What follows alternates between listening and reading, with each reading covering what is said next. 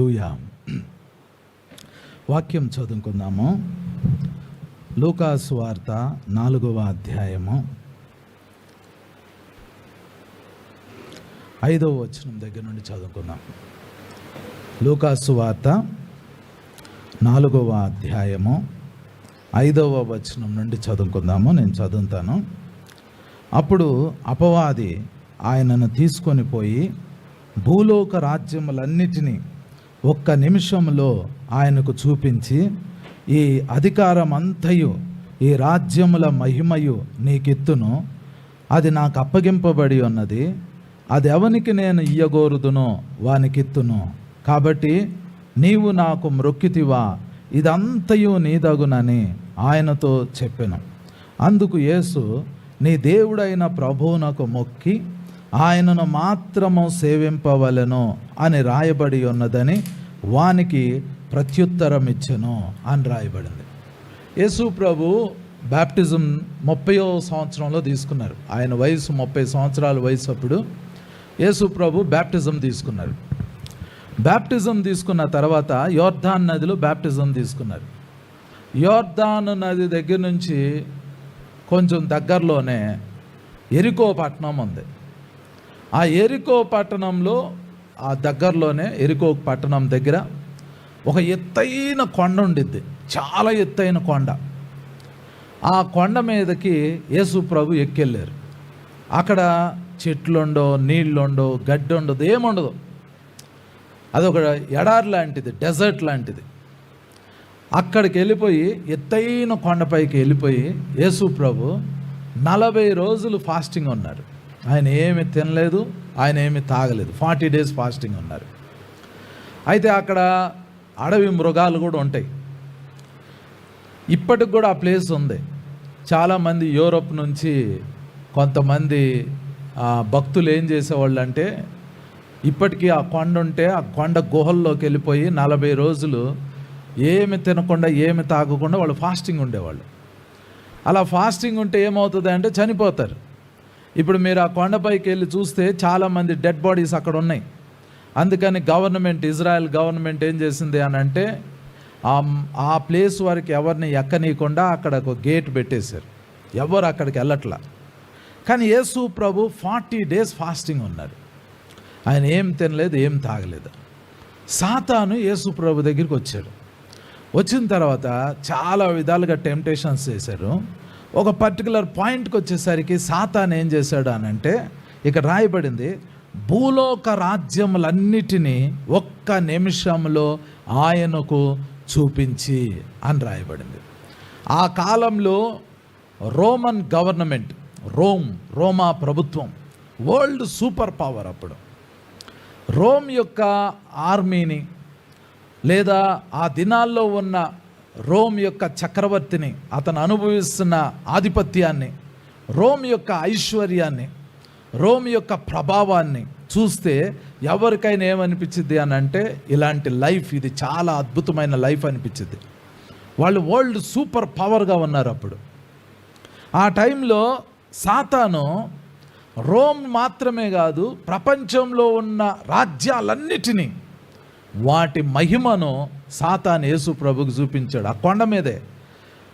బహుశా ఒక ఆయన ఏం చెప్పారంటే, ఆది కాండం నుండి ద్వితీయోపదేశ కాండం వరకు మోషే రాశాడు.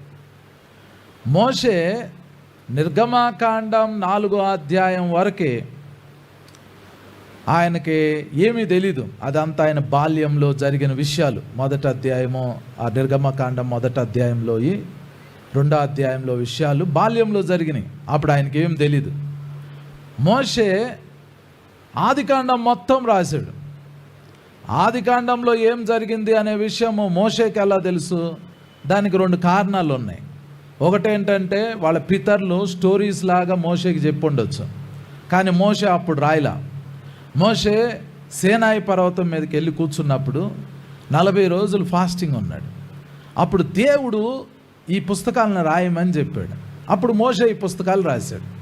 కానీ పిన్ టు పిన్ మోషే వాటిని ఎలాగా రాయగలిగాడు అని అంటే, మోషేకి దేవుడు మొత్తం చూపించాడంట. అంటే ఒక తెర మీద సినిమా చూపించినట్లు ఆదికాండాన్ని మోషేకి దేవుడు మొత్తం చూపించాడు. అందుకని మోషే ఆదికాండం నుండి అది ఎలా రాయాలి అనేది మొత్తం రాసుకుంటూ వచ్చాడు. అయితే యేసు ప్రభు ఆ కొండ మీద ఉన్నప్పుడు సాతాను కూడా ఎలా చూపించాడు అని అంటే, లోకరాజ్యాలన్నిటినీ వాటి మహిమను చూపించి అవన్నీ సాతాను ఏమంటున్నాడంటే నేను నీకు ఇస్తాను అంటున్నాడు. కానీ అక్కడ ఒక పాయింట్ ఉంది, ఆ వచనం మళ్ళీ చదువుతాను చూడండి. లూకాసు వార్త 4వ అధ్యాయము 6వ వచనంలో 6వ వచనంలో, ఈ అధికారం అంతయు ఈ రాజ్యముల మహిమయు నీకిత్తును, అది నాకు అప్పగింపబడి ఉన్నది, అది ఎవనికి నేను ఇయ్యగోరుదునో వానికిత్తును అని రాయబడింది. సాతాను ఏమంటున్నాడు అంటే, అది నాకు అప్పగింపబడింది, ఈ భూమి, ఈ రాజ్యాలు, ఈ మహిమ నాకు అప్పగింపబడింది, నేను ఎవరికి ఇవ్వాలనుకుంటే వాళ్ళకి ఇస్తా. యేసు ప్రభుతో ఒక డీల్ మాట్లాడుతున్నాడు. యేసు ప్రభుని ఏమంటున్నాడంటే ఆ తర్వాత వచనంలో, కాబట్టి నీవు నాకు మ్రొక్కితివా, ఇదంతయు నీదగునని ఆయనతో చెప్పెను అని అంటున్నాడు. ఇక్కడ గ్రీక్ భాషలో మ్రొక్కితివా అనే దానికి ఏం వాడారు అంటే ప్రోస్కూనియో. ప్రోస్కూనియో అంటే ఏంటంటే ప్రోస్, కైన్యో, ఈ రెండు పదాలను కలిపితే ప్రోస్కూనియో అవుతుంది. ప్రోస్ అంటే ఏంటంటే ఒక మనిషి భూమి మీద ఇలా సాష్టాంగపడాలి, దాన్ని ప్రోస్ అంటారు. కైన్యో అంటే ఏంటంటే ఈ నాలుకతోటి ఆ దేన్నైతే నాకుతారో దాన్ని కైన్యో అంటారు. ముద్దు పెట్టుకోవటం, నాకటం, ఇలా ఏది చేస్తుంది అని అంటే కుక్కపిల్ల చేస్తుంది. కుక్కపిల్ల తన యజమాని దూరం నుంచి వచ్చాడు అనుకోండి, డ్యూటీ నుంచి వచ్చాడు, పరిగెత్తుకుంటూ వెళ్ళిపోయి ఆ కాలు నాకటం, చెయ్యి నాకటం ఇలా చేస్తుంది. సాతాను యేసు ప్రభు దగ్గరికి వచ్చి, ఆయన ఫాస్టింగ్ ఉన్నారు, 40 days, ఏం తినలా, ఏం తాగలా. యాక్చువల్గా ఉపవాసం ఉంటే పరలోకం కనపడాలి, దేవుడు మాట్లాడాలి, దేవుడు రావాలి, దేవుని ఏంజిల్స్ రావాలి, పరలోక సంబంధమైన కార్యాలు జరగాలి. యేసు ప్రభు ఏం తింటలా, ఏం తాగట్లా, అలాగే ప్రేయర్లో ఉంటున్నారో, ఆ ఫాస్టింగ్లో కనిపెడుతున్నారో, ఏం చేస్తున్నారో తెలియదు, ఒంటరిగా ఉన్నారు, ఉపవాసంలో ఉన్నారు. ఆ పర్టికులర్ టైంలో సాతాను వచ్చి ఏం చెప్తున్నాడు అని అంటే, నువ్వు నా దగ్గర ఇట్లా సాగిలపడాలి, అంటే నా పాదాల దగ్గర సాగిలపడాలి, నీ నాలుక, నీ పెదవులు వచ్చి నా ఫుట్, నా పాదాలని తాకాలి. ప్రోస్కూనియో, మ్రొక్కితివా. మ్రొక్కటం అంటే ఏదో ఇట్లా నిలబడి చేయటం కాదు. వర్షిప్ అంటే చాలామంది మనం ఏమనుకుంటాం, నిలబడి 2 చేతులు పైకెత్తి పాట పాడటం అనుకుంటాం. కానీ దానిలో ఎంత అర్థం ఉంది. ఇంగ్లీష్లో అయితే వర్షిప్ అని ఉంటుంది, తెలుగులో మ్రొక్కితివా. కానీ ఒరిజినల్ వర్డ్ ఏంటంటే ప్రోస్కూనియో. నువ్వు ఇట్లా సాగిలిపడు, నేను నీ ఎదురుగా ఉంటా, నీ నాలుక, నీ పెదవులు వచ్చి నా పాదాలని తాకాలి. అప్పుడు నేనేం చేస్తానంటే నీకు చూపించిన ఈ లోక రాజ్యాలన్నిటినీ, వాటి మహిమను నేను నీకు ఇస్తాను, అది నాకు అప్పగింపబడింది. ఇక్కడ పాయింట్ ఏంటంటే అప్పగింపబడింది అంటే నువ్వు సృష్టికర్త కాదు, సాతాను సృష్టికర్త కాదు. సాతానే నిజం చెప్తున్నాడు, సాతాను అబద్ధం ఆడట్లా. సాతాను క్లియర్గా నిజమేం చెప్తున్నాడు అని అంటే, నేను సృష్టికర్తను కాదు, ఇది నాకు సంబంధించింది కూడా కాదు, ఇది నాకు అప్పగింపబడింది, ఈ లోకం నాకు అప్పగింపబడింది, ఈ రాజ్యం నాకు అప్పగింపబడింది, ఈ మహిమ నాకు అప్పగింపబడింది. ఇప్పుడు నాది నా చేతుల్లో ఉంది, నేను ఎవరికైనా ఇవ్వగలుగుతా, నీకు ఇవ్వాలంటే నీకు ఇస్తా. కానీ ఒకే ఒక చిన్న పని చేయాలి, ఒక చిన్న కండిషన్ ఏంటి అని అంటే, నువ్వు సాగిలపడి నా పాదాల మీద పడి, నా పాదాలని ముద్దు పెట్టుకో, నా పాదాలని నీ నాలుకతో నాకు, నేను నీకు ఇది మొత్తం ఇస్తా. ఇది మొత్తం ఎలా వచ్చింది?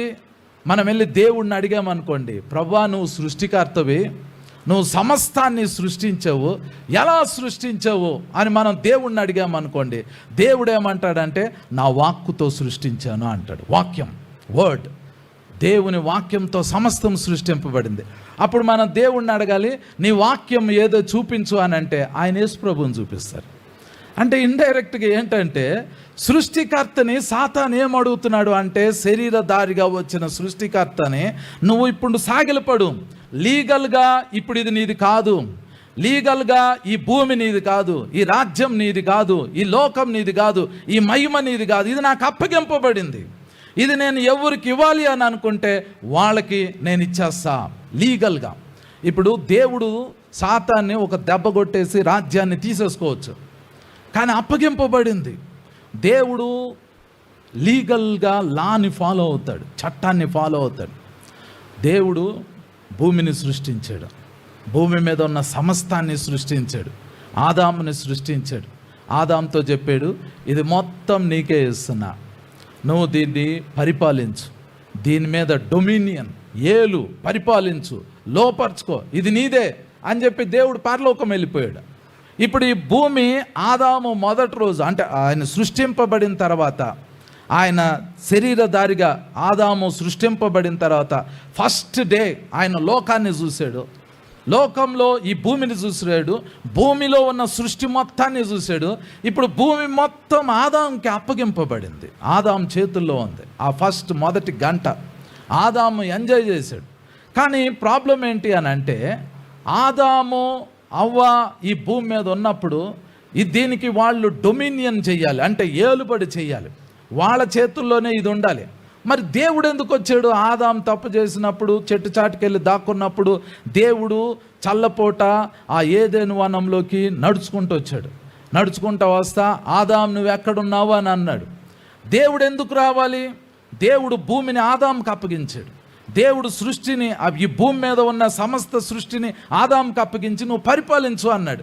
చక్కగా ఆదాం పరిపాలించుకోవాలి. కానీ దేవుడు ఎందుకు వస్తున్నాడు? దేవుడు సమస్తాన్ని ఆదాంకి ఇచ్చాడు, కానీ ఆదాంకి ఇలా అంటే నీ బతుకు నువ్వు బతుకు, ఇక నీతో నాకు సంబంధం లేదు, నీ ఇష్టం వచ్చినట్టు నువ్వు ఉండు అని అనలా. అంతా ఇచ్చేసి ఆదాం మీద అధికారం మాత్రం దేవునికి ఉంది. ఇప్పుడు దేవుడు ఆదాం దగ్గరికి ఎందుకు వచ్చాడు అని అంటే, మాట్లాడటానికి, సహవాసం చేయటానికి. దేవుడు తన ప్రజలతో కూర్చుని మాట్లాడటానికి వస్తాడు. దేవుడు సమస్తాన్ని ఎందుకు సృష్టించాడు అని అంటే, నేను ఇదివరకు చెప్పాను, మీరు పరలోకంలోకి వెళ్తే పరలోకంలో దేవుని సింహాసనం మీద, అత్యున్నత సింహాసనం మీద దేవుడు కూర్చున్నాడు. ఆయన సింహాసనం చుట్టూ 24 సింహాసనాలు ఉన్నాయి. దాని మీద 24 మంది పెద్దలు కూర్చున్నారు. వాళ్ళందరూ తెల్లని వస్త్రాలు వేసుకున్నారు. వాళ్ళ తలల మీద బంగారు కిరీటాలు ఉన్నాయి. అవన్నీ దేవుడే ఇచ్చాడు. వాళ్ళందరూ ఏం చేశారు అని అంటే, ప్రకటన గ్రంథం 4వ అధ్యాయం లాస్ట్ 2 వచనాలు చదివితే ఏమర్థమైందంటే, వాళ్ళందరూ తమ సింహాసనాల మీద నుంచి లెగిసి వాళ్ళ కిరీటాలు తీసుకెళ్ళి దేవుని పాదాల దగ్గర పెట్టి అక్కడ ఆయనకి సాగిలి పడిపోయి వాళ్ళు ఏమంటారంటే, అయ్యా నువ్వు సమస్తాన్ని సృష్టించావు, నీ ఆనందం కోసం నీ సంతోషం కొరకు సమస్తం ఉంది అని వాళ్ళు అంటారు. వాళ్ళు ఏమంటున్నారంటే, నువ్వు సృష్టించిందే నీ ఆనందం కొరకు. ఆదాముని ఎందుకు సృష్టించాడు అని అంటే, అది ఆయన ఆనందం, ఆయన సంతోషం. ఆయన ఏం చేస్తున్నాడు అని అంటే, మొత్తం సృష్టించి ఆదాంకి అప్పగించి ఆయన ఏమనుకున్నాడంటే, డైలీ ఏదైనా వనంలోకి రావాలి, ఆదాంతో మాట్లాడాలి, అవ్వతో మాట్లాడాలి, వాళ్ళిద్దరితో టైం స్పెండ్ చేయాలి, వాళ్ళిద్దరితో భోజనం చేయాలి. మీకు యేసు ప్రభు ముఖాముఖిగా ప్రత్యక్షం అయ్యాడు అనుకోండి, మొదటి రోజు రెండో రోజు బాగానే ఉంటుంది. తర్వాత ఆయన ఏం చేస్తారో తెలుసా? మొదటి రోజు కానీ రెండో రోజు కానీ ఆయన తప్పకుండా మిమ్మల్ని ఏం అడుగుతారంటే, తినటానికి ఏమన్నా ఉందా అని అడుగుతారు. ఇది 100% నిజం. ఎందుకంటే ఆయన పునరుద్ధానుడు అయిన తర్వాత వీళ్ళు పోయి సముద్రంలో చేపలు పట్టేటప్పుడు వాళ్ళకి ఏం దొరకకపోతే అక్కడికి వెళ్ళి నిలబడి వాళ్ళని పిలిచేయమంటాడంటే, నా పిల్లలారా మీ వద్ద తినటానికి ఏమైనా ఉందా అని అడుగుతారు. యేసు ప్రభుకి ఏంటంటే కలిసి కూర్చుని భోంచేయటం అంటే చాలా చాలా చాలా చాలా చాలా ఇష్టం. ఆయన తినటానికి ఏమైనా ఉందా అని అడుగుతారు. ఏదెను వనంలోకి దేవుడు వచ్చి ఆదాంతో కూర్చుని ఏం చేస్తాడు అని అంటే, భోంచేస్తారు, మాట్లాడతారు, చాలా చక్కగా డిస్కషన్స్ చేస్తారు. అది ఆయనకు ఆనందం. ఆయనకు పరలోకంలో ఉండటం పెద్ద ఇంట్రెస్ట్ లేదు, దేవదూతలతో ఉండటం పెద్ద ఇంట్రెస్ట్ లేదు. ఆయనకి భూమి మొత్తం ఆదామే పరిపాలించాలి, ఆదాం కుమారులు కుమార్తెలు వాళ్ళు పరిపాలించాలి. ఆయన మాత్రం రోజు పరలోకం నుండి భూమి మీదకు రావాలి, మాట్లాడాలి. ఒకరోజు ఏమైంది అని అంటే, రోజు దేవునితో మాట్లాడుతూ ఉండినప్పుడు ఆదాం అవ్వ ఆ రిలేషన్షిప్ని బట్టి ఏమనాలంటే, ప్రభా నువ్వు రోజు పరలోకం వెళ్తాం ఎందుకు, మాతోనే పర్మనెంట్గా ఇక్కడ ఉండిపో అంటారని దేవుడు అనుకున్నాడు. వాళ్ళు అట్లా అంటారు అని అనుకుని ఆయన రావటం స్టార్ట్ చేశాడు. ఈలోపు సాతాను ఏం చేశాడు అని అంటే, వీళ్ళను మోసం చేశాడు, వీళ్ళని దేవుని దగ్గర నుంచి దూరం చేశాడు. వీళ్ళ అధికారాన్ని, ఈ భూమి మీద ఈ సృష్టి మీద ఉన్న అధికారాన్ని వాడు దొంగిలించాడు. అందుకనే యేసు ప్రభు 40 days ఫాస్టింగ్ ఉన్నప్పుడు వాడు వచ్చి ఏమంటాడు అని అంటే, ఇవన్నీ నాకు అప్పగించలా. వాడు ఆదాముని మోసం చేశాడు, అవ్వని మోసం చేశాడు, వాడు అధికారాన్ని దొంగిలించాడు, రాజ్యాన్ని దొంగిలించాడు, ఆదాంకి దేవునికి మధ్య ఉన్న రిలేషన్షిప్ని వాడు నాశనం చేశాడు. యేసు ప్రభు చెప్పారు యోహాను సువార్త 10:10లో, దొంగతనం చేయటానికి, నాశనం చేయటానికి, హత్య చేయటానికి వస్తాడు. వీడు ఏదైనా వనంలోకి వచ్చిందే మోసం చేశాడు, హత్య చేశాడు, దేవునితో ఉన్న రిలేషన్షిప్ని నాశనం చేశాడు, వారి ఆత్మల్ని హత్య చేశాడు. ఇప్పుడు యేసు ప్రభు దగ్గరికి వచ్చి అంటున్నాడు, నువ్వు ఇప్పుడు నా ముందుట్లా సాగిలపడి నీ పెదవులు వచ్చి నా పాదాలని తాకితే, నీ నాలుక వచ్చి నా పాదాలని ముద్దు పెట్టుకుంటే, నేను నీకు ఈ లోకరాజ్యాలన్నిటినీ వాటి మహిమను నీకు ఇచ్చేస్తా అని యేసు ప్రభుతో అంటున్నాడు. ఇప్పుడు సాతానికి ఏం కావాలి అని అంటే, భూమి అవసరం లేదు, ఈ సృష్టి అవసరం లేదు. సాతానికి ఏం కావాలి అని అంటే, ప్రోస్కోనియో, వర్షిప్. ఆడికి మొక్కాలి, ఆడిని ఆరాధన చేయాలి, వాడికి సాగిలపడాలి. నీ బంగారం సాతానికి అవసరంలా, నీ ఆరోగ్యం సాతానికి అవసరంలా, నీ కుటుంబం సాతానికి అవసరంలా. సాతాన్ నీ దగ్గర నుంచి కోరుకుంటున్నది ఏంటి అని అంటే, వర్షిప్, ఆరాధన. వాడు యేసు ప్రభు దగ్గర అడిగింది, కోరుకున్నది ఏంటి అని అంటే వర్షిప్, ఆరాధన. నువ్వు నన్ను ఆరాధన చేయాలి, నాకు ఆరాధన చేయాలి, నాకు సాగిలపడాలి. ఇది సాతాను ప్లెయిన్గా డైరెక్ట్ డిమాండ్ చేసేసాడు. యూ మస్ట్ వర్షిప్ మీ. ఈ భూమి మీద ఉన్న సమస్త మనుషుల దగ్గర నుంచి సాతాను ఏం కోరుకుంటున్నాడు అని అంటే, వర్షిప్, ఆరాధన. దానికోసం ఏదైనా ఇస్తాడు. వాడు దొంగిలించింది, వాడి దగ్గర కలిగి ఉన్నది, వాడు ఏదైనా ఇవ్వటానికి ఇష్టపడుతున్నాడు. ఐ విల్ గివ్, నేను ఇచ్చేస్తా. ఆరోగ్యం కావాలా, ఆరోగ్యం సాతాను ఇస్తాడు. ఎందుకంటే నీ ఆరోగ్యాన్ని వాడే దొంగిలించాడు. వాడి దగ్గరే నీ ఆరోగ్యం దొంగతనం చేయబడింది. దేవుడు నీకు మంచి ఆరోగ్యం ఇచ్చాడు. ఒక ఆమె ఒకసారి యేసు ప్రభు సమాజ మందిరంలో వాక్యం చెప్తా ఉంటుంటే, ఒక ముసలామె నడుం పూర్తిగా వంగిపోయింది, తల పైకెత్తి ఇట్లా చూడలేదు, పూర్తిగా వంగిపోయింది. ఆమె ముఖం నేలను చూస్తూ ఉంది, అంట్లా వంగిపోయింది. ఆమె సమాజ మందిరంలోకి వస్తే యేసు ప్రభు ఆమెను చూసి ఆమెను దగ్గరికి పిలిచి ఆమె నడుము మీద చేయి పెడతాడు. పెట్టే ముందు చెప్తాడు, సాతాను ఈమెని 18 సంవత్సరాలుగా బంధించి ఉంచాడు అని అంటాడు. యేసు ప్రభు చేయబెట్టి ఆ కట్లను విప్పితే ఆమె స్ట్రైట్గా నిలబడింది. ఒక్క నిమిషంలో స్ట్రైట్గా నిలబడింది. సాతానే ఆమె ఆరోగ్యాన్ని దొంగిలించాడు. నీ థైరాయిడ్ దగ్గర వాడే కట్టుకట్టాడు, నీ బీపీ దగ్గర వాడే కట్టుకట్టాడు, నీ షుగర్ దగ్గర వాడే కట్టుకట్టాడు, నీ క్యాన్సర్ రోగం దగ్గర వాడే కట్టుకట్టాడు. వాడు ఏమంటాడు అని అంటే, నేను నీ ఆరోగ్యం నీకు ఇస్తా, నీ పిల్లల్ని నీకు ఇచ్చేస్తా, నీ సమాధానం నీకు ఇచ్చేస్తా, నువ్వు చేయాల్సిందల్లా ఏంటి అని అంటే, యూ మస్ట్ వర్షిప్ మీ. నువ్వు ఆరాధన చేయాలి, నువ్వు ఆరాధన చేస్తే అన్నీ ఇచ్చేస్తా. యేసు ప్రభు దగ్గర నుంచి ఇప్పుడు ఉన్న మన దగ్గర వరకే, పాత నిబంధనలో ఉన్న అందరు భక్తుల దగ్గర నుంచి, మనుషులందరి నుంచి వాడు ఏం కోరుకుంటున్నాడు అని అంటే వర్షిప్, ఆరాధన. దేవుడు ఏం కోరుకుంటున్నాడు? యోహాను సువార్త 4వ అధ్యాయం, యోహాను సువార్త 4వ అధ్యాయము 23వ వచనం చదువుతాను చూడండి. అయితే యథార్థముగా ఆరాధించువారు ఆత్మతోనూ సత్యముతోనూ తండ్రిని ఆరాధించు కాలము వచ్చుచున్నది, అది ఇప్పుడునూ వచ్చే ఉన్నది. తన్ను ఆరాధించువారు అట్టివారే కావాలనని తండ్రి కోరుచున్నాడు అని రాయబడింది. యోహాను సువార్త 4వ అధ్యాయం 23వ వచనం ఏం చెబుతుంది అని అంటే, దేవునికేమి కావాలి అని అంటే వర్షిప్. దేవునికి ఏం కావాలి అని అంటే ఆరాధన. ఆయనకి సాగిలపడాలి, ఆయన పాదాలను మనం ముద్దు పెట్టుకోవాలి అని దేవుడు కోరుకుంటున్నాడు. వర్షిప్. సాతాను అదే కోరుకుంటున్నాడు. దేవుడు, అది దేవునికి చెందింది. ఆరాధన ఎవరికి చెందిందంటే దేవునికి చెందింది. అయితే సాతాను ఏం కోరుకుంటున్నాడు అని అంటే వర్షిప్. వాడు అదే కోరుకుంటున్నాడు. వాడు ఎందుకు అది కోరుకుంటున్నాడు? ఇన్ఫ్యాక్ట్ మనము యెహెజ్కేలు గ్రంథం 28వ అధ్యాయం చదివితే వాడు పాత హిస్టరీ మనకి తెలిసిద్ది. వాడు కూడా దేవుణ్ణి వర్షిప్ చేసేవాడు ఒకప్పుడు. వాడు పరలోకంలో ఒక దేవదూతగా ఉండి కోట్ల సంవత్సరాలు వాడు దేవుని సన్నిధిలో దేవుణ్ణి వర్షిప్ చేశాడు. కానీ వాడికి ఏమైందో తెలియదు. కానీ వాడు ఏం డిసైడ్ అయ్యాడు అని అంటే, నాకు కూడా వర్షిప్ కావాలి, నేను ఆరాధింపబడాలి అని కోరుకుంటున్నాడు.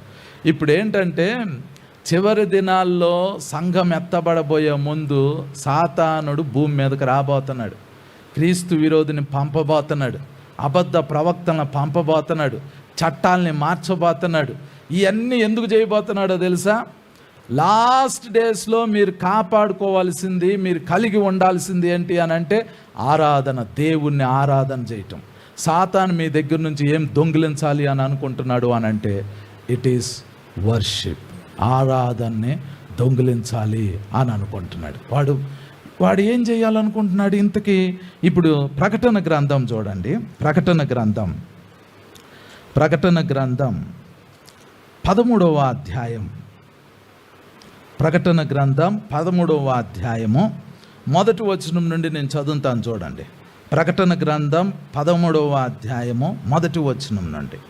మరియు 10 కొమ్ములను 7 తలలను గల యొక్క క్రూర మృగము సముద్రంలో నుండి పైకి వచ్చుట చూచితిని. దాని కొమ్ముల మీద 10 కిరీటములను, దాని తలల మీద దేవదూషణకరమైన పేళ్లను ఉండెను. నేను చూచిన ఆ మృగము చిరుత పులిని పోలి ఉండెను. దాని పాదములు ఎలుగుబంటి పాదములు వంటివి, దాని నోరు సింహపు నోరు వంటిది.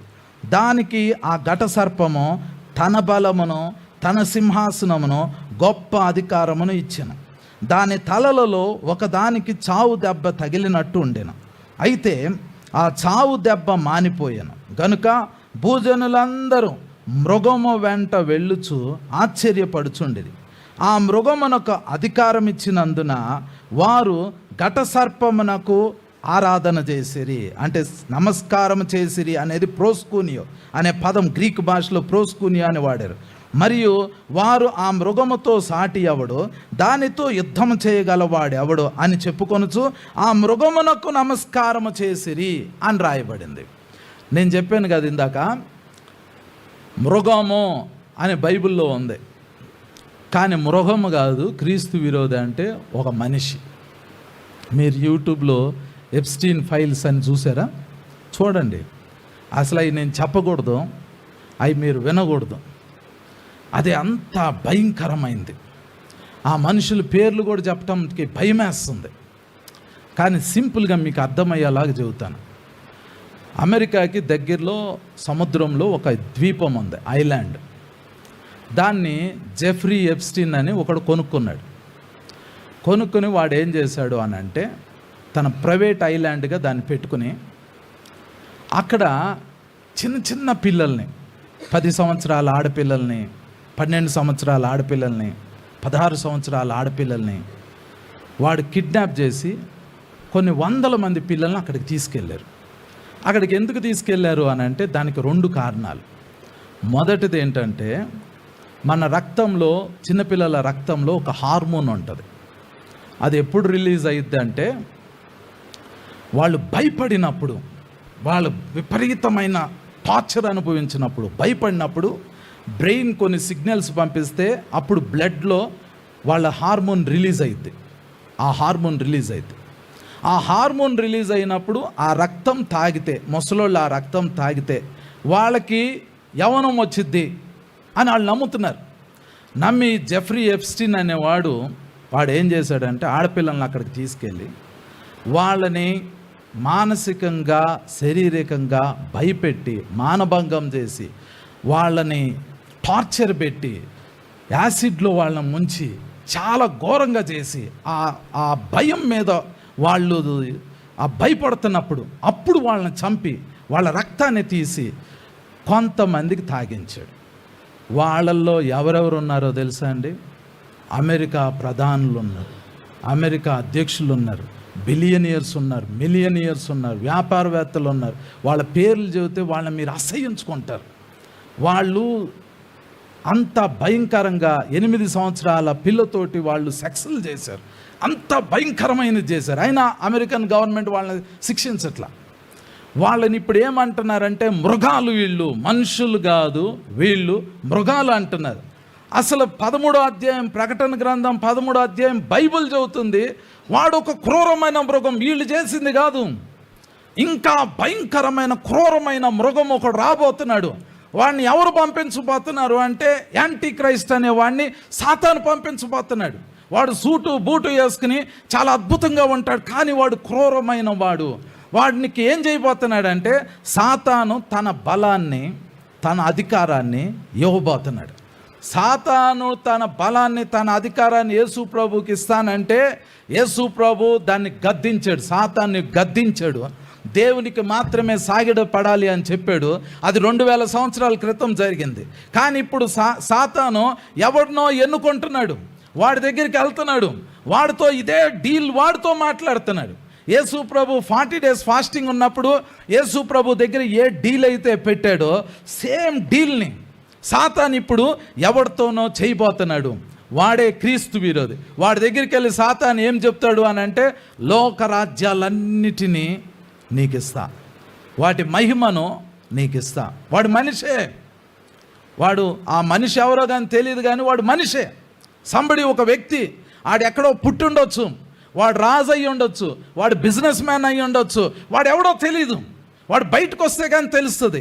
వాడు ప్రేయర్ చేసుకుంటున్నప్పుడు, లేదా పూజ చేసుకుంటున్నప్పుడు, లేదా ఇంకేదో చేసుకుంటున్నప్పుడు సాతాను యేసు ప్రభు దగ్గరికి ఎట్లా వెళ్ళాడో అదే డీల్ పట్టుకుని వాడి దగ్గరికి వెళ్ళి నిలబడి ఏమంటాడు అని అంటే, నేను ఈ లోకరాజ్యాలన్నిటినీ వాటి మహిమను నీకు ఇస్తా. నువ్వు చేయాల్సింది ఏంటంటే, నువ్వు వచ్చి నా పాదాల దగ్గర సాగిలపడి నీ నాలుగుతో నా పాదాలను ముట్టుకుని, నీ పెదవులతో నా పాదాలను ముద్దు పెట్టుకుంటే ఈ రాజ్యాలన్నిటినీ వాటి మహిమను నీకు ఇస్తా అంటాడు. డీల్ సెట్ అవుతుంది.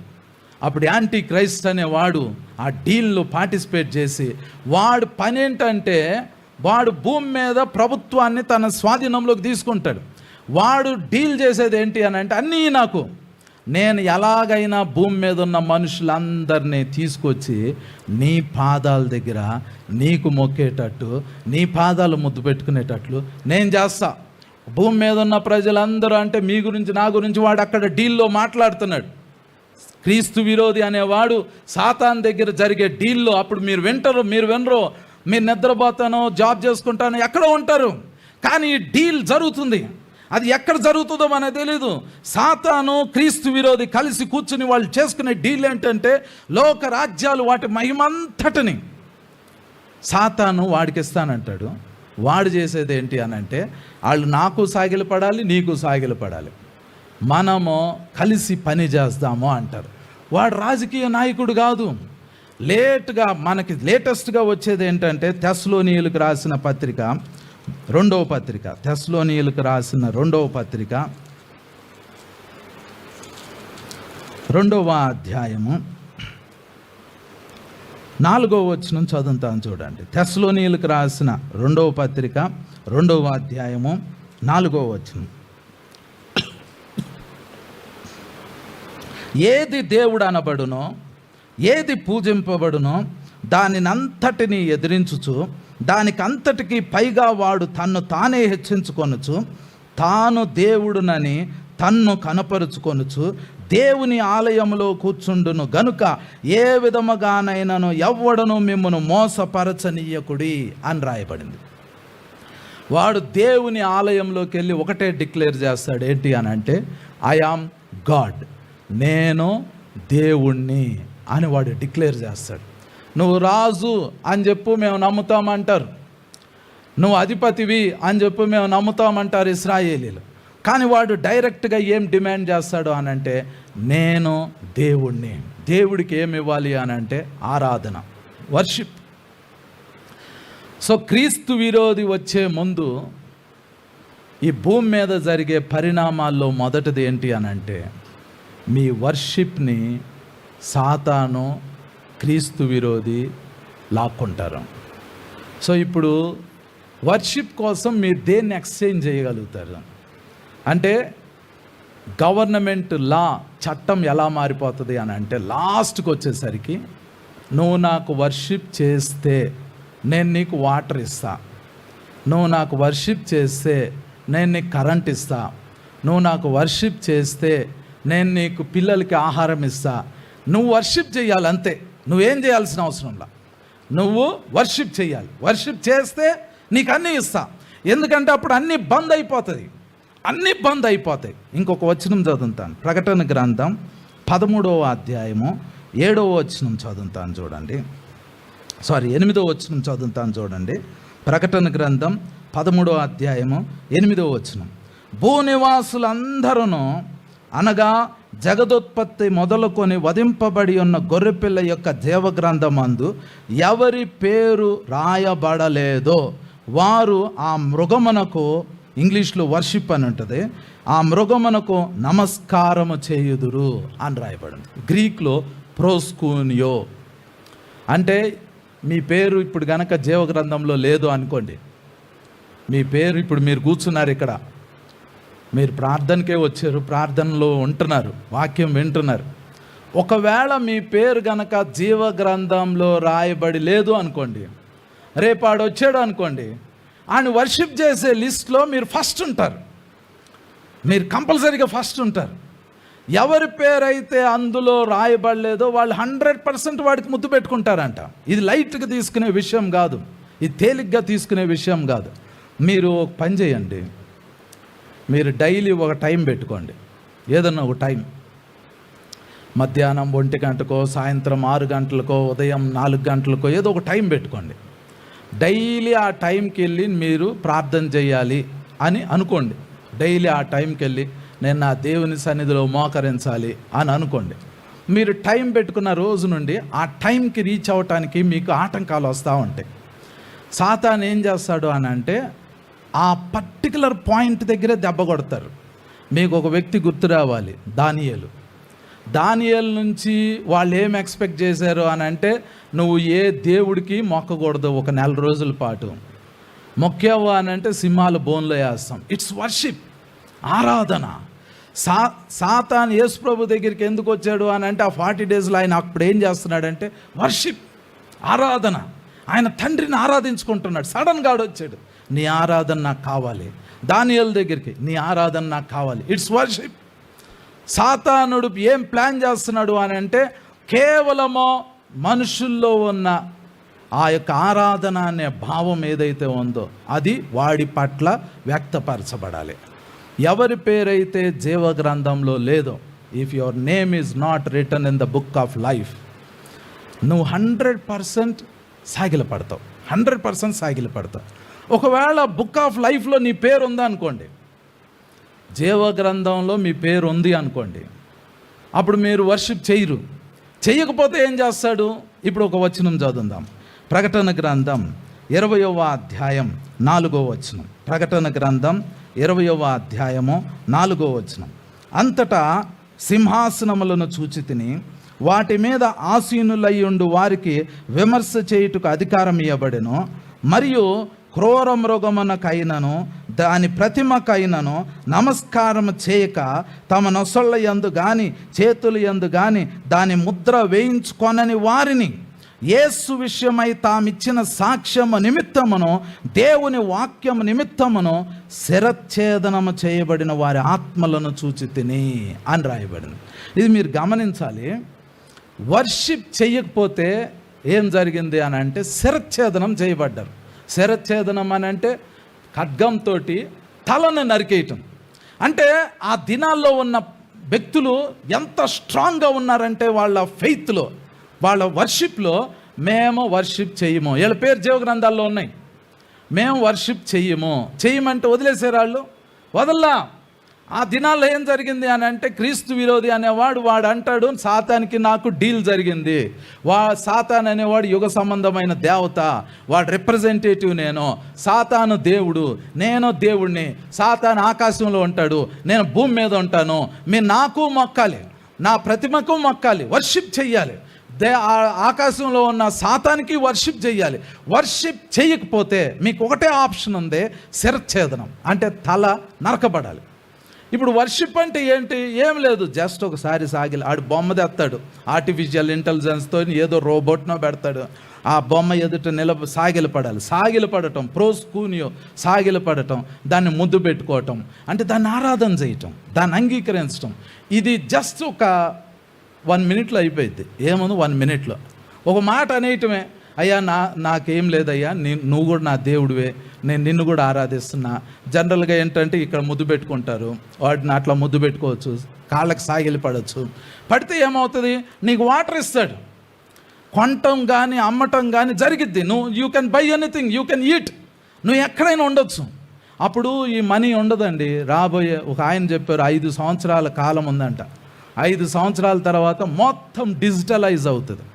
అంటే కరెన్సీ నోట్లు ఉండవు, కాయిన్స్ ఉండవు, బంగారంతో వ్యాపారం చేయటం ఉండదు, ఇచ్చిపుచ్చుకోవటంతో ఉండదు, మొత్తం ఆన్లైన్ అయిపోతుంది.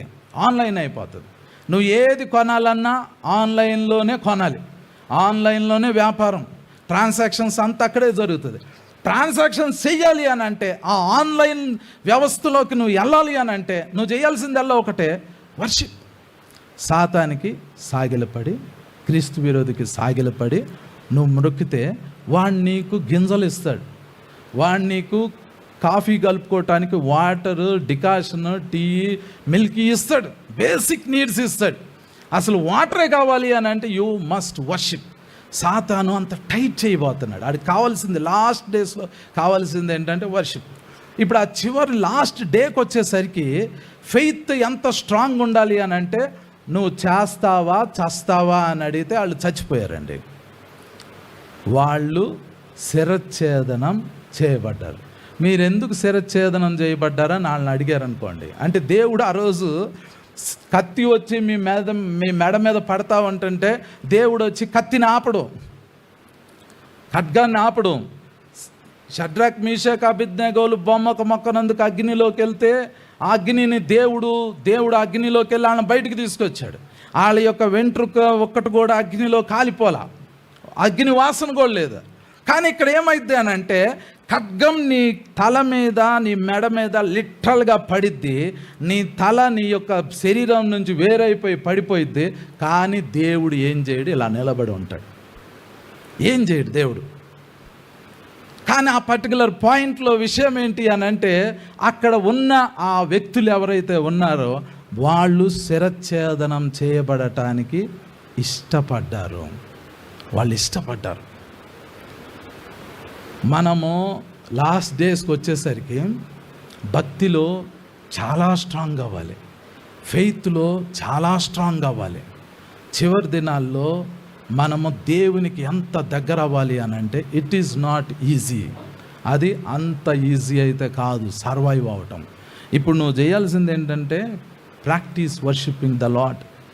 దేవుణ్ణి ఆరాధన చేయటము మనం నేర్చుకోవాలి, దాన్ని చాలా జాగ్రత్తగా కాపాడుకోవాలి. ఆరాధన టైం ఉంది చూడండి, దాన్ని జాగ్రత్తగా కాపాడుకోవాలి. దేవుడు ఎందుకు శిరచ్ఛేదనం చేసేటప్పుడు ఆయన ఇట్లా చేతులు కట్టుకుని మౌనంగా ఉంటున్నాడు? ఇప్పుడు మీరున్నారు, మీరు వర్షిప్ చేయమన్నారు మిమ్మల్ని, సాతానికి, యాంటీక్రైస్ట్కి మీరు చేయము అన్నారు. అయితే కత్తి పెట్టి చంపుతామన్నారు, తల నరకబడుతుంది, మీరు కూడా నరకబడ్డారు. యేసు ప్రభు ఎందుకు కాపాడలేదు వాళ్ళని? కాపాడలా, అట్లాగున్నాడు. ఎందుకు కాపాడలేదు అని అంటే, అక్కడ బైబిల్లో రాయబడింది. తర్వాత వచనం చూడండి, ప్రకటన గ్రంథం 20వ అధ్యాయము ఆ 4వ వచనంలోనే, అంతటా సింహాసనములను చూచి తిని వాటి మీద ఆసీనులయ్యుండు వారికి విమర్శ చేయుటకు అధికారం ఇవ్వబడెను. మరియు క్రూర మృగమునకైనను దాని ప్రతిమకైనను నమస్కారము చేయక తమ నొసళ్ళ యందు గాని చేతులు యందు గాని దాని ముద్ర వేయించుకొనని వారిని యేసు విషయమై తామిచ్చిన సాక్ష్యము నిమిత్తమును దేవుని వాక్యము నిమిత్తమును శిరచ్ఛేదనం చేయబడిన వారి ఆత్మలను చూచి తిని వారు బ్రతికిన వారై 1000 సంవత్సరములు క్రీస్తుతో కూడా రాజ్యము చేసిరి. ఆ 1000 సంవత్సరములు గడుచు వరకు కడమ మృతులు బ్రతకలేదు. ఇదియే మొదటి పునరుద్ధానం. అంటే వాళ్ళని పునరుద్ధానంలో యేసు ప్రభు లేపుతాడు, మొదటి పునరుద్ధానంలో. అందుకనే యేసు ప్రభుకి భయం లేదు. అరే మీ తల, మీ శరీరము జస్ట్ సపరేట్ అవుతుంది అంతే. మీ ఆత్మ నా దగ్గరికి వచ్చేస్తుంది. నేనేం చేస్తాను అని అంటే, నేను వస్తా, మీ ఆత్మని మీ శరీరాన్ని నేను కలుపుతా, నేను పునరుద్ధానం చేస్తా నీ బాడీని, నిన్ను నాతో పాటు నా సింహాసనం దగ్గర కూర్చోబెడతా. 1000 సంవత్సరాలు నువ్వు రాజ్యం చేస్తావు నాతో పాటు, నువ్వు బ్రతుకుతావు, 1000 సంవత్సరాలు నువ్వు రాజ్యం చేస్తావు. యేసు ప్రభుకి ఈ క్షణకాలం ఉండే శ్రమ గురించి ఆలోచన లేదు. వీడు నాకు నమ్మకంగా ఉంటే చాలు, నేను ఇతన్ని లేపుతా, ఇతన్ని బ్రతికిస్తా. ఒక సాక్ష్యం విన్నానండి. అంటే రక్షణ గురించి తమ పిల్లలకి ఎంత జాగ్రత్తగా నేర్పిస్తున్నారో ఆ సాక్ష్యం వింటే నాకు అద్భుతంగా అనిపించింది. ఒక అమ్మగారు ఉన్నారు, వాళ్ళ అబ్బాయి పైలట్. వాళ్ళ అబ్బాయి ఫ్లైట్లో ఎప్పుడు తిరుగుతూ ఉంటాడు. అయితే ఆ అబ్బాయి ఏం చేశాడంటే, ఫ్లైట్ అటెండెంట్ తోటి, ఎయిర్ హోస్టెస్ తోటి ప్రేమలో పడ్డాడు.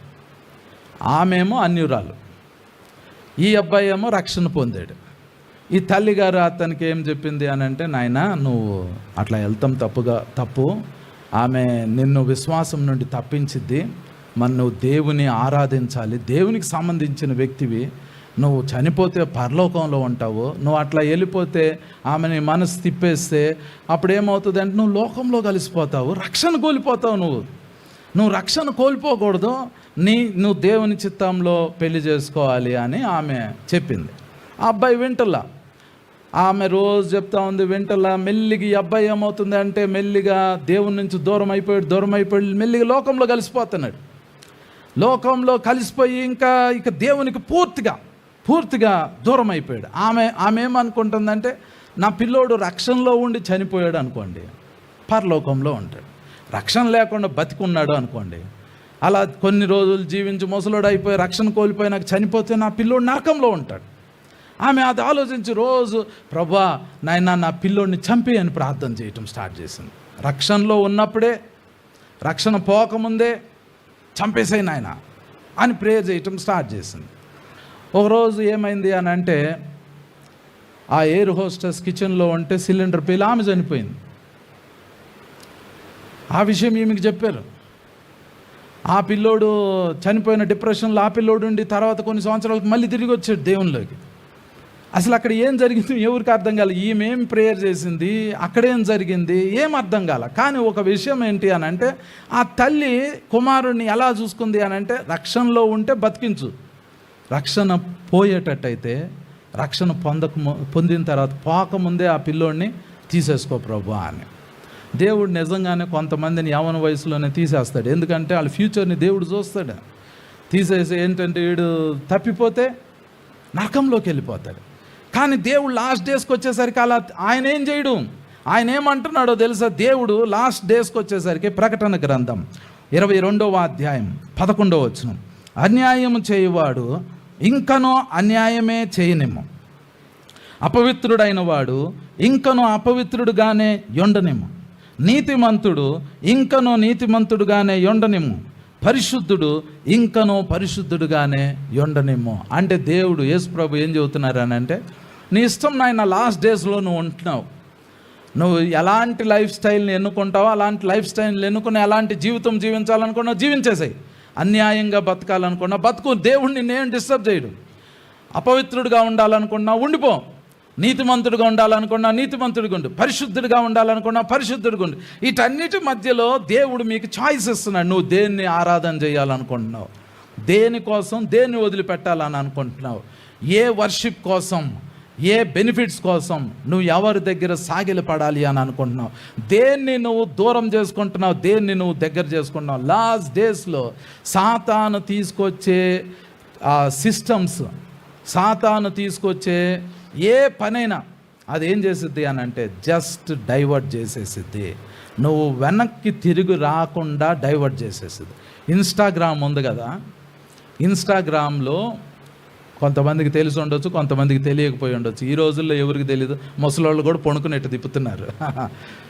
ఇన్స్టాగ్రామ్లో వీడియోస్, మీకు ఇష్టమైన వీడియోస్ ఒక 2 చూసారు అనుకోండి, దాని తర్వాత ఏమైద్ది అని అంటే సేమ్ అదే వీడియోస్ ఇక రిపీటెడ్గా వస్తాయి. అంటే మీకు ఏదైనా ఒక పొలిటీషియన్ నచ్చాడు, ఆయన వీడియోస్ 2 చూశారనుకోండి, జస్ట్ 2 వీడియోస్ 1 నిమిషంలో అయిపోతాయి. ఆ 2 రీల్స్ చూస్తే ఇక తర్వాత దానికంటే ఇంట్రెస్ట్ అయినవి అదే పొలిటీషియన్కి సంబంధించిన వీడియోస్ వస్తానే ఉంటాయి. మీరు ఏది చూస్తారో వంటలకు సంబంధించిన చూస్తే అదే రీల్ వచ్చింది, వస్తానే ఉంటుంది. మీరు ఇట్లా తిప్పుతూ ఉంటుంటే 6 గంటలు 8 గంటలు ఆ రీల్ అలాగే వస్తానే ఉంటుంది. ఎవరు నీకు అవి పంపిస్తున్నారో తెలుసా? ఆర్టిఫిషియల్ ఇంటెలిజెన్స్ నువ్వు ఏం వీడియోలు చూస్తున్నావో, నీకు ఏమంటే ఇష్టమో, నువ్వు ఏ టైంలో ఎక్కడ ఉంటావో మొత్తం మీ డేటా మొత్తం దాని దగ్గర ఉంటుంది. నిన్ను ఫోన్ ఎదుట అలా కూర్చోబెట్టాలి అని అంటే కూర్చోబెట్టేసేసింది. యూ కెన్ నెవర్ ప్రే. మీరు అలాంటి జనరేషన్లో ఉన్నారు. ఇప్పుడు మీకు సాతాను వచ్చి ముఖాముఖిగా కనబడి నువ్వు నాకు సాగిల పడిపోతే నేను కత్తితో చంపుతా అనాల్సిన అవసరంలా. మీకు ఏమి ఇవ్వాలో అది సాతాను ఇస్తాడు, మీ దగ్గర నుంచి ఏమి తీసేయాలో అది సాతాను తీసేస్తాడు. ఇప్పుడు తెలుసుకోవాల్సింది ఏంటంటే, మీరు సాతాన్ని వర్షిప్ చేస్తున్నారా, దేవుణ్ణి వర్షిప్ చేస్తున్నారా అది పక్కన పెట్టండి. అసలు వర్షిప్ చేస్తున్నారా మీరు? అసలు దేవుణ్ణి ఆరాధన చేస్తున్నారా? అసలు మీ బుర్రలోకి 1 నిమిషమైనా దేవుని గురించి ఆలోచన ఉందా? అసలు చాలామంది చర్చికి వస్తారు, వాక్యం వింటా అన్నట్టు కూర్చుంటారు, చర్చిలోనే కూర్చుంటారు, టైం అయిపోయింది వెళ్ళిపోతారు. అసలు మీ మైండ్లో ఏ రోజైనా దేవునితో కొంత సమయం గడిపినట్టు మీకు అనిపించిందా? దేవునితో గడపటం అంటే వచ్చి వాక్యం వినటం కాదు, వచ్చి పాటలు పాడటం కాదు. మీరు కళ్ళు మూసుకుంటే నా కళ్ళ ముందు నా దగ్గర ఇప్పుడు యేసుప్రభు అన్నాడు, నేను ఆయనతో మాట్లాడుతున్నా, ఆయన నాతో మాట్లాడుతున్నాడు అనే అనుభవమో మీకు ఎప్పుడైనా వచ్చిందా? అది లేదనుకోండి, you are not worshipping God. మీరు దేవుణ్ణి ఆరాధన చేయట్లేదు. ఆరాధన అంటే ఇట్స్ అన్ ఎక్స్పీరియన్స్, అదొక అనుభవం. ఆరాధన అంటే అదొక అనుభవం అంటే ఏంటంటే ఆయన పాదాల దగ్గరికి వెళ్ళి నువ్వు ముద్దు పెట్టుకుంటున్నట్టు నీకు అనిపించిందా? కొన్నిసార్లు వాక్యాన్ని ఎక్కువగా చదివామనుకోండి, దాన్ని ముగించేటప్పుడు ఏమనిపించిందో తెలుసా? వెంటనే బైబిల్ క్లోజ్ చేసి ముద్దు పెట్టుకుంటారు. కొన్నిసార్లు ప్రేయర్లో ఉన్నారనుకోండి, ఆ ఎమోషనల్ ఫీలింగ్ వచ్చింది. ఆ ఎమోషనల్ ఫీలింగ్ కనుక రావట్లేదు అనుకోండి, మీరు అసలు దేన్ని వర్షిప్ చేయట్లా, ఆరాధనకి చాలా దూరంగా ఉన్నట్లు మీకు తెలిసిపోతుంది. నేను అసలు ఫస్ట్ ఆరాధన చేస్తున్నానా లేదా, అంటే దేవుని ప్రెజెన్స్ని నేను నిజంగా అనుభవిస్తున్నానా, నేను దేవునికి పూర్తిగా సాగిలపడుతున్నానా లేదా అనేది మీకు అనిపించింది. బ్రదర్ భక్సింగ్ గారు ఆయన ఇంగ్లాండ్లో చదువుకోవటానికి వెళ్ళాడు. అక్కడున్న స్టూడెంట్స్ అందరూ ఏదో ట్రిప్కి వెళ్తున్నారు, ఆయన కూడా వెళ్ళాలనుకున్నాడు. కానీ ఆయన క్రిస్టియన్ కాదు. ఆయన ఏం చేశాడు అని అంటే, ఈ ఫారినర్స్ ఏం చేస్తున్నారు వాళ్ళని ఇమిటేట్ చేయటం స్టార్ట్ చేశారు. వాళ్ళు సిగరెట్ తాగితే ఈయన సిగరెట్ తాగుతున్నాడు, వాళ్ళు సూటు బూట్ వేసుకుంటే ఈయన సూటు బూట్ వేసుకుంటున్నారు, వాళ్ళు క్లబ్కి వెళ్తే ఈయన క్లబ్కి వెళ్తున్నాడు. అయితే వాళ్ళు ఒక ట్రిప్కి వెళ్తా షిప్లో ప్రయాణం చేస్తుంటే, షిప్లో సండే రోజు ఆరాధన జరుగుతుంది. వాళ్ళు వెళ్ళారని ఈయన వెళ్ళాడు. అయితే వాళ్ళు పాటలు పాడేటప్పుడు ఈయన కూర్చుని ఉన్నాడు. పాస్టర్ గారు లెగవమన్నప్పుడు అందరితో పాటు ఈయన లెగుస్తున్నాడు, మోకరించండి అన్నప్పుడు అందరితో పాటు ఈయన మోకరిస్తున్నాడు. సడన్గా ఏమైంది అని అంటే, దేవుని ప్రెజెన్స్ ఆయన్ని తాకింది. ఆయనకి తెలియకుండానే ఆయన ఏం చేశాడంటే, నోట్లో నుంచి హృదయంలో నుంచి జీసస్ జీసస్ జీసస్ జీసస్ అని పిలవటం స్టార్ట్ చేశాడు. ఇమిటేట్ చేసేటప్పుడే ఆ వర్షిప్లో దేవుడు ఆయన్ని తాకాడు. ఆ తర్వాత నుంచి ఆయన జీవితం సంపూర్ణంగా దేవునికి ఇచ్చేశాడు. ఆయన డ్యూయల్ ఇంజనీరింగ్ చేశాడు, 2 ఇంజనీరింగ్ డిగ్రీలు ఉన్నాయి. ఇక్కడే హైదరాబాద్లో ఆయన సేవ చేస్తే ఆ 2 ఇంజనీరింగ్ డిగ్రీలు తగలబెట్టేశాడు. నేను దేవుని కోసమే బతుకుతాను అని. అంటే సంథింగ్ టచ్డ్ హిమ్. ఆయన ఏదో తాకింది. ఆ రోజు నుంచి దేవునితో ఫెలోషిప్ చేయటం స్టార్ట్ చేశారు. గంటలు ఆయన మోకాళ్ళ మీద ఉండి ప్రేయర్ చేసేవాళ్ళు. అయ్యా నువ్వు ఎందుకు చేస్తున్నావు, అసలు ఏం జరుగుతుంది అని అంటే, నేను ఆయనతో మాట్లాడుతాను, ఆయన నాతో మాట్లాడుతున్నారు, ఆయన నేను వర్షిప్ చేస్తున్నా అంటున్నా. అంటే ఇమిటేట్ చేసినంతకాలం చేశాడు, కానీ ఒక పర్టికులర్ పాయింట్లో యెహోవాని రుచి చూశాడు. He tasted the lord. If you can not taste, మీరు గనక దేవుణ్ణి టేస్ట్ చేయలేకపోతే మీరు దేవుణ్ణి ఆరాధించడంలో చాలా దూరంగా ఉన్నారని. చాలా దూరంగా ఉన్నారు మీరు ఆరాధన చేయటంలో. If you taste the presence of God, worship చేయటం ఏంటంటే యెహోవా ఉత్తముడు అని రుచి చూడటం. Can you taste it? మీకు అర్థమైపోతుంది నిజంగా నేను దేవుణ్ణి ఆరాధన చేస్తున్నానా లేదా అని. ఫోన్లో రీల్స్ ఎందుకు చూస్తున్నారు అని అంటే యు ఆర్ టేస్టింగ్ ఇట్, నువ్వు దాన్ని రుచి చూస్తున్నావు. సొలొమోను ఒక అద్భుతమైన మాట చెబుతాడండి. ఆయనకు అర్థం కానివి కొన్ని ఉన్నాయి అంట, 3 ఉన్నాయి. ఆకాశంలో పక్షిరాజు జాడ ఆయనకు తెలియదంట. అంటే ఇప్పుడు ఇసుక మీద ఒక ట్రాక్టర్ వెళ్ళింది అనుకోండి, ఆ గుర్తులు ఉంటాయి. ఆకాశంలో పక్షిరాజు అలా అంటే గద్ద ఎగిరిపోయింది అనుకోండి, అక్కడ ఏం మార్క్ ఉండదు. ఏదైనా రాకెట్ వెళ్తే వెనకాల లైన్ ఉంటుంది, ఇటు వెళ్ళింది అని అనుకోవచ్చు. ఆకాశంలో పక్షిరాజు జాడ ఎట్లాగో సొలొమోనుకి తెలియలేదంట, అది ఒక మిస్టరీ. బండ మీద సర్పం యొక్క జాడ, బండ మీద ఒక పాము కనకాల పాక్కుంటూ వెళ్ళిపోయింది అనుకోండి, దాని మీద మరకలు పడవు బండ మీద, అది ఎటు పోయిందో తెలియదంట. సముద్రంలో వాడ యొక్క జాడ, సముద్రంలో వాడ ఎటు వెళ్ళిపోయిందో తెలియదు, దాని మీద మార్కు పడదు. అలాగే పురుషునితో కన్యక జాడ ఎక్కడో తెలియదంట. అంటే పురుషుడు స్త్రీ కన్యక ఎటు వెళ్ళిపోతారో ఎవరికి తెలియదు అంట. అది సొలొమోను చెబుతున్నాడు, అది ఎవరికి తెలియదు అని అంటున్నాడు. అంటే అంత టైం వాళ్ళు స్పెండ్ చేస్తారు, వాళ్ళు రహస్యంగా ఎక్కడికో వెళ్ళిపోయి టైం అంతా అక్కడ స్పెండ్ చేస్తారు. సొలొమోను ఏమంటున్నాడు అని అంటే వాళ్ళ రిలేషన్షిప్ అంత స్ట్రాంగ్గా ఉంటుంది, వాళ్ళు డిసప్పియర్ అయిపోతున్నారు. మనం దేవునితో అంతగా దేవునితో గడపగలుగుతున్నామా? Relationship it matters. దేవునితో సహవాసం అనేది చాలా చాలా చాలా ప్రాముఖ్యమైందండి. 40 days యేసు ప్రభు ఆ కొండ మీద కూర్చుని దేవునితో రిలేషన్షిప్ చేస్తూ ఉంటుంటే వాడొచ్చి మధ్యలో నిలబడి అంటాడు, నువ్వు నాకు సాగిలపడి లోక రాజ్యాలన్నిటిని వాటి మహిమను నీకు ఇచ్చేస్తాను. నువ్వు ఆదివారం చర్చికి రావద్దు, నువ్వు కంపెనీకి రా, లేకపోతే నీ ఉద్యోగం పీకేస్తాను. నువ్వు ప్రేయర్ చేస్తే నీతో నేను ఉండను, నువ్వు నన్ను వదిలిపెట్టి వెళ్ళిపో అని ఫ్యామిలీ మెంబర్స్ అంటారు. నువ్వు ప్రేయర్కి వెళ్తే, నువ్వు ప్రార్థన చేసుకుంటానంటే, నువ్వు ఆరాధన చేసుకుంటాను అని అంటే నువ్వు నాకు అవసరం లేదు అని నీకు కావలసిన వాళ్ళు అంటారు, వాళ్ళు తృణీకరిస్తారు. నువ్వు చేయాల్సింది ఏంటంటే, are you protecting your relationship with God? నువ్వు దేవునితో సహవాసాన్ని కాపాడుకుంటున్నావు. లాస్ట్ డేస్లో 666వ ముద్ర వచ్చినా, యాంటీ క్రైస్ట్ వచ్చినా, సాతాను వచ్చినా, కరువు వచ్చినా, యుద్ధాలు వచ్చినా, తెగుళ్ళు వచ్చినా, అవన్నీ మీ దగ్గర నుంచి ఒక్కదాన్నే దొంగిలించడానికి తీసుకెళ్తున్నాయి. ఆ ఒక్కటి ఏంటి అని అంటే వర్షిప్, ఆరాధన. ఈ 24 గంటల టైంలో మీరు దేవునితో గడిపే ఆ సమయం లేదు అనుకోండి, యు ఆర్ నాట్ వర్షిప్పింగ్. మీరు ఆరాధన చేయట్లేదు. ఆరాధన చేయనోడిని దేవుడు కోరుకోలేడు. ఆరాధన చేయనోడిని సాతాను కూడా తీసుకోడు. ఆ డైరెక్ట్గా మీకు నరకానికి వేసా కొట్టేస్తాడు.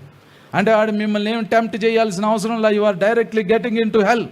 ఆడు మీ దగ్గరికి వచ్చి మిమ్మల్ని శోధించి మీకు అన్నీ ఇచ్చి తప్పించాల్సిన అవసరం లేదు. అంత ఇన్వెస్ట్మెంట్ మీ మీద పెట్టాల్సిన అవసరం లేదు. ఆడికి తెలిసి ఈడేటు డైరెక్ట్గా డుబుక్కున అగ్నిగుండంలోకి వెళ్ళిపోతాడు. వీడి మీద మనం టైం వేస్ట్ అని అనుకుంటాడు. కానీ మనం వర్షిప్ చేయడానికి ఇష్టపడితే వాడు చాలా ప్రయత్నాలు చేస్తాడు. వరల్డ్ మొత్తం తీసుకొచ్చిస్తానంటున్నాడు, లోక రాజ్యాలన్నిటినీ చేస్తానంటున్నాడు, జస్ట్ ఫర్ వర్షిప్. అంటే మీరు అర్థం చేసుకోవాల్సింది ఏంటంటే వర్షిప్ ఎంత విలువైందో చూడండి. సాతాను ఏమంటున్నాడు, వాడు మోసం చేసి అబద్ధాలు ఆడి దొంగిలించి ఎలాగో ఈ భూమి మొత్తాన్ని రాజ్యాలన్నిటిని వాడు తీసుకున్నవాడు వాడి దగ్గర ఉంచవచ్చు. వాడు వచ్చి ఏమంటున్నాడు అంటే నన్ను వర్షిప్ చేయి, ఇది ఇచ్చేస్తా అంటున్నాడు. అంటే మీరు అర్థం చేసుకోవాల్సింది ఏంటంటే వర్షిప్ ఎంత విలువైందో చూడండి.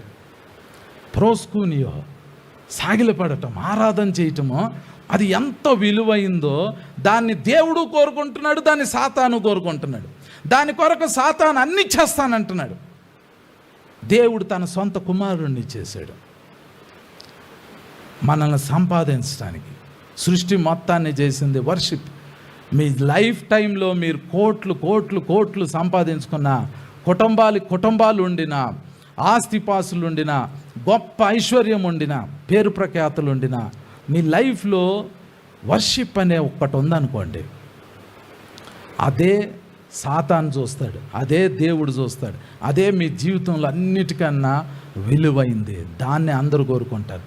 దాన్ని మీరు స్టార్ట్ చేయాలి, దాన్ని మీరు అవలంబించుకోవాలి, దాన్ని మీరు దేవునికి ఇయటం స్టార్ట్ చేయాలి. అప్పుడు ఏం చేస్తారు అని అంటే దేవుడు నీతో సమయం గడపడానికి ఇష్టపడతాడు. అట్టి కృప పరిశుద్ధాత్మ దేవుడు మనందరికీ దయచేయను గాక. అందరం కళ్ళు మూసుకుందాం. దయచేసి అందరు కళ్ళు మూసుకోండి. దేవుని కుమారి ఈరోజు మనము ఒక తీర్మానం తీసుకోబోయే ముందు ప్రభు తన ఆశీర్వాదాన్ని మీ మీదకి రిలీజ్ చేయబోతున్నారు. మనం వెళ్ళబోయే ముందు మీ కొరకు ప్రార్థన చేయాలనుకుంటున్నాము. మీకేం కావాలో అది యేసు ప్రభుని ఇప్పుడు అడగండి. మీరు ఇంటికి ఉన్నారు, యేసు ప్రభు ప్రెజెన్స్లో మీరున్నారు. మీకేం కావాలో యేసు ప్రభుని ఇప్పుడు అడగండి. మీరేం అడుగుతున్నారో అది యేసు ప్రభు వింటున్నారు. అది యేసు ప్రభు వింటున్నారు. అనుగ్రహించేది ఆయన. నీకేం కావాలో నీ హృదయం, నీ నోరు, నీ మనస్సు తెరిచి యేసయ్యతో అడుగు. నాయనా నాకు ఇది కావాలి ప్రభువా అని అడుగు. ఎందుకంటే మనం ఆరాధించే దేవుడు సజీవుడు. మనం ఆరాధించే దేవుడు బలమైన దేవుడు. ఆయన అద్భుతాలు, ఆశ్చర్యకార్యాలు, మహత్కార్యాలు చేస్తాడు. ఆయన సాతాన్ని మన పాదముల క్రింద చితకదొక్కించాడు. ఇప్పుడు మనకి ప్రభువు ఉన్నారు. ఆయన అడగండి, ఆయన అడగండి. Thank you. స్తోత్రం తండ్రి, స్తోత్రం, స్తోత్రం, స్తోత్రం, స్తోత్రం, స్తోత్రం, స్తోత్రం, స్తోత్రం. తండ్రి, ఈ రాత్రి ఇక్కడ నీ బిడ్డలు ఏం అడుగుతున్నారో ప్రభువా అది మీరు వింటున్నారు తండ్రి. తండ్రి, మీ హస్తం చాపండి నాయన. ఇప్పుడు వారికి స్వస్థత దయచేయండి. వాళ్ళు ఏం అడుగుతున్నారు అది ఇప్పుడు వారికి అనుగ్రహించండి నాయన. వారికి అది తెలియాలి నాయన. మీరు అది అనుగ్రహించారు అని వాళ్ళకి తెలియాలి ప్రభా. అది ఇప్పుడు వాళ్ళ ఆత్మలో అనుభవించాలి తండ్రి. అద్భుతం చేయండి ప్రభా, అద్భుతం చేయండి తండ్రి, అద్భుతం చేయండి నాయన, అద్భుతం చేయండి తండ్రి. నేను ఒక విజన్ చూస్తున్నా, దర్శనం చూస్తున్నానండి. ఇక్కడున్న కొంతమందికి వర్షంలో తడిస్తే, వర్షం మీద పడితే ఎలా ఉంటుందో అలాగ కొంతమందికి దేవుడు అలాంటి ఎక్స్పీరియన్స్ ఇస్తున్నారు. అదేంటి అని అంటే తన ఆత్మ కొమ్మరింపు మీ మీద జరుగుతుంది. మీ తల నుండి అరికాలు వరకు ఆత్మ కొమ్మరింపు జరుగుతుంది. ఆయన సన్నిధి, ఆయన ఆత్మ, ఆయన అభిషేకం మీ మీద పోయబడుతుంది. Receive it, receive it, receive it, receive it. ఎవరికో కన్ను ప్రాబ్లంగా ఉంది, ప్రభు తాకుతున్నారు, ఇప్పుడు స్వస్థపరుస్తున్నారు. Receive it, receive receive receive it. నరాలు బలహీనతతో వచ్చిన వాళ్ళు, నరాలు చచ్చుబడిపోయే స్థితిలో వచ్చిన వాళ్ళకి ప్రభు స్వస్థత చేస్తున్నాడు. పొందుకోండి. అవి బలపడటం చూస్తున్నా, ఇప్పుడే అవి బలపడటం చూస్తున్నా.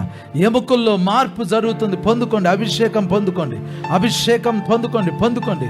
Receive the power, receive the power, receive the power. పరిశుద్ధాత్మ దేవుడు కొంతమంది మీదకి దిగి వచ్చి నిలవటం చూస్తున్నా. Receive it, receive it, receive it, receive it. పరిశుద్ధాత్మ దేవుడు he is coming like never before. ఇంతకుముందు ఎన్నడూ లేనట్లుగా పరిశుద్ధాత్మ దేవుడు చాలా బలంగా దిగి వస్తున్నాడు. You are feeling, you are experiencing the joy. ఆ ఆనందాన్ని మీరు అనుభవిస్తున్నారు, ఆ సంతోషాన్ని మీరు అనుభవిస్తున్నారు. పొందుకో, పొందుకో కుమారి, పొందుకో, పొందుకో, పొందుకో. ఆ ఆనందాన్ని పొందుకో, ఆ సంతోషాన్ని పొందుకో, ఆ జాయ్ని పొందుకో, ఆ మహిమను పొందుకో. Receive, receive, receive. The heaven is opened, the heaven is opened, the heaven is opened. పరలోకంలో కొన్ని స్థలాలు ఓపెన్ అవుతాయి. పొందుకోండి, పొందుకోండి. మహిమని మీ మీదకి దిగి వస్తుంది, మహిమ మీ మీదకి దిగి వస్తుంది, మహిమ మీ మీదకి దిగి వస్తుంది. Receive it, receive it, receive it. కొలత లేకుండా, కొలత లేకుండా, కొలత లేకుండా. కుమారి పొందుకో, కుమారుడా పొందుకో. Receive the anointing. Thank you, thank you, thank you mighty father. నాయనా, నీ బిడ్డలందరినీ రాత్రి తాకినందుకు వందనాలు, ఆశీర్వదించినందుకు వందనాలు, అభిషేకించినందుకు వందనాలు ప్రభా. ఈ రాత్రి నీ బిడ్డలను బ్లెస్ చేసినందుకు వందనాలు. ఈ స్థలం నుంచి వాళ్ళు వెళ్తూ ఉండగా వాళ్ళతో పాటు మీ ఏంజల్స్ని పంపించండి, మీ ప్రెజెన్స్ని పంపించండి, మీ కృపను పంపించండి. నీ బిడ్డల మీద నీ ముద్రలు ఉంచండి నాయన. తండ్రి, వారి జీవితాల్లో ఈ ఆనందం, ఈ సంతోషం, ఈ ప్రెజెన్స్ నిత్యత్వం వరకు ఉండటానికి కృప చూపించమని యేసు నామంలో ప్రార్థించి వేడుకొంచున్నాం తండ్రి. ఆమేన్.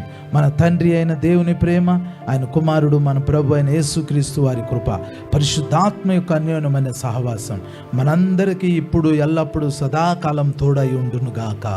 ఆమేన్, ఆమేన్, ఆమేన్.